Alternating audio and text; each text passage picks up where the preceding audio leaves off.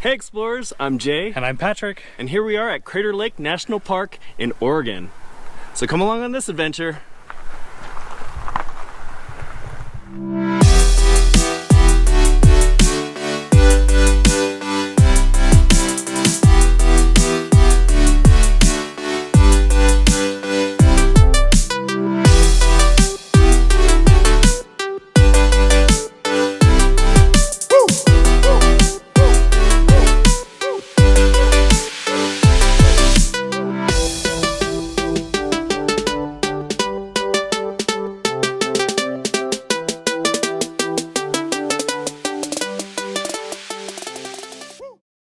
Our first stop here going into Crater Lake is actually at the information center.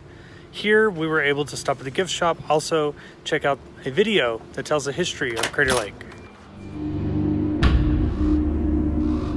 For all its serenity, Crater Lake is a place born of violence. Atop the tranquil lake was once a 12,000-foot volcano, Mount Mazama. Up here at Crater Lake, there's obviously the lake, but there's so much more to do up here just to kind of get a feel for this national park. Just from the original Crater Lake Lodge to the buildings behind us, which one of them looks closed, not sure what was in there, but the other one is a gift shop and a little cafe. So let's go check out the lake. Wow, oh my gosh.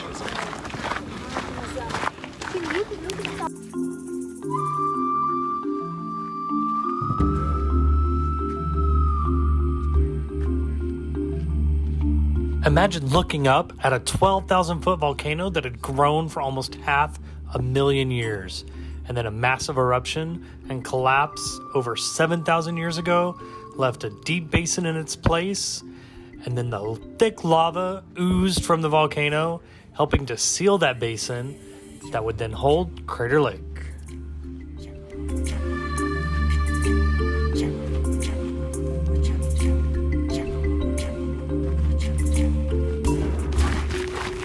We're on the Discovery Trail that follows the rim of Crater Lake.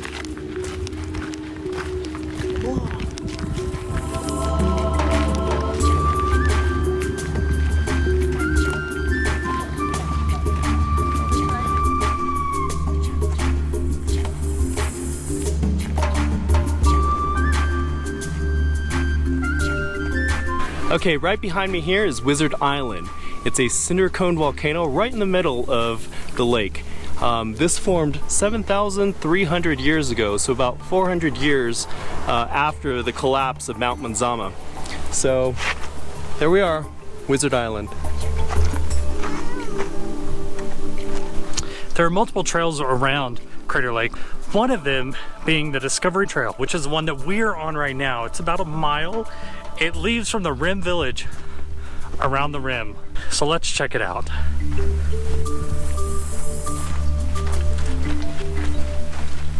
Hey, can you tell us a little bit about Crater Lake?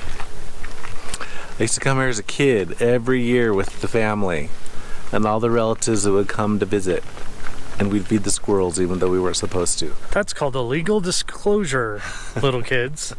No, we never fed the squirrels because you weren't supposed to.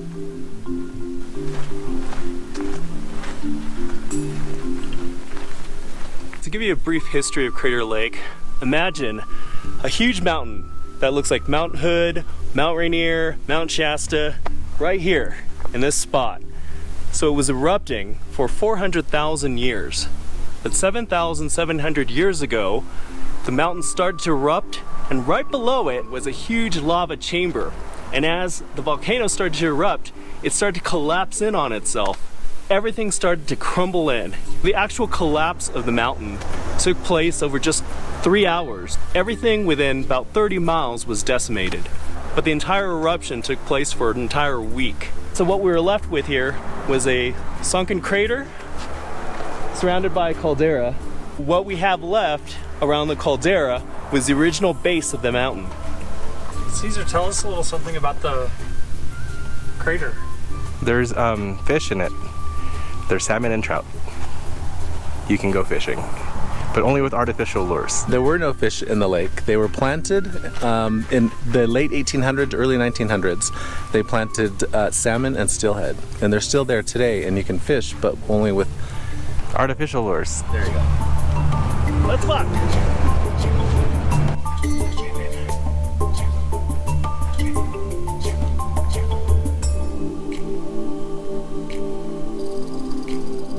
So Crater Lake is famous for its sapphire blue waters, as you can see out there.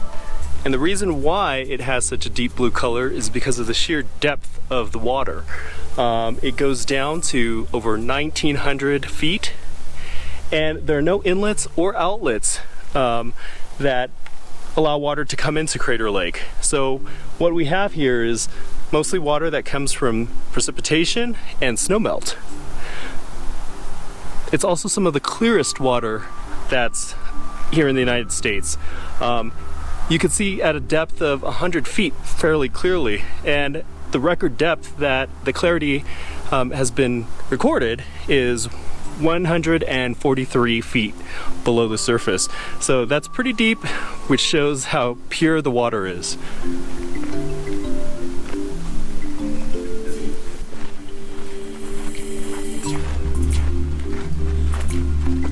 So another cool thing about the lake is that at the very bottom they have this green moss that in other lakes will only grow at around 300 or 400 feet, but with the lake's depth being at 1,900 feet, it just shows how clear and how pure the water is.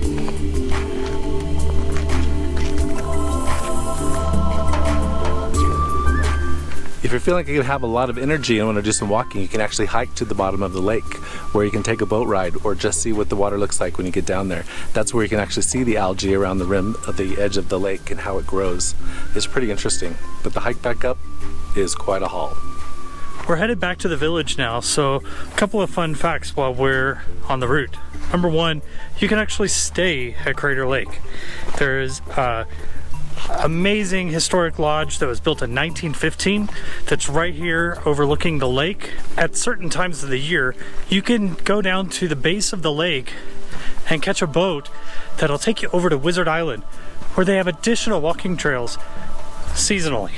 The lake was discovered by the first Euro-Americans in the late 1800s. They were gold prospectors, and when they encountered the lake, they called it the Big Blue Lake. We know the history of how Crater Lake was created because of the Klamath Indians, and they had passed down from generation to generation the story where the gates of the underworld had opened up.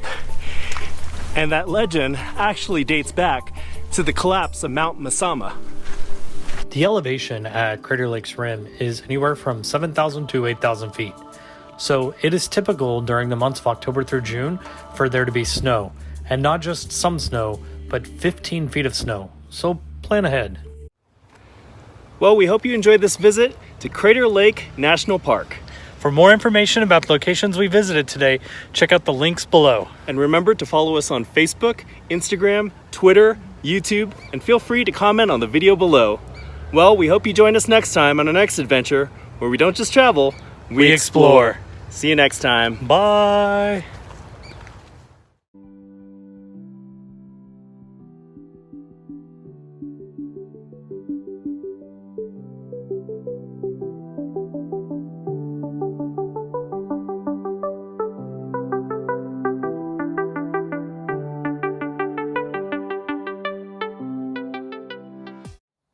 Took 500,000 years for Mount Mazama to grow layer by layer, eruption by eruption, to reach 12,000 feet.